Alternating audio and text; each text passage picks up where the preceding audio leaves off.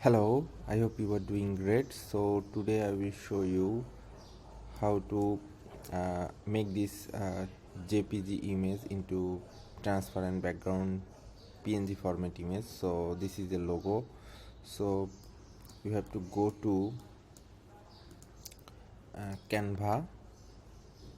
You have to go to canva.com. I've already signed up.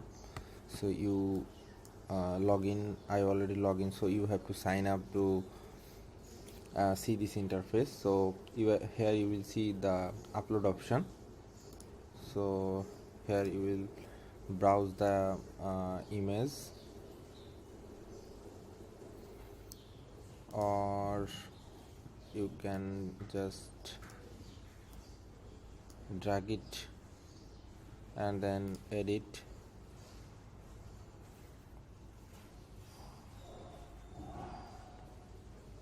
So here you will see remove background option, and also here you will see lot of options for filters.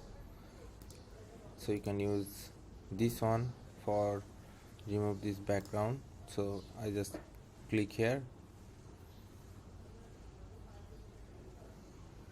It's working. Okay, perfect. You will see the background is totally removed, and you can download it, and it's downloaded.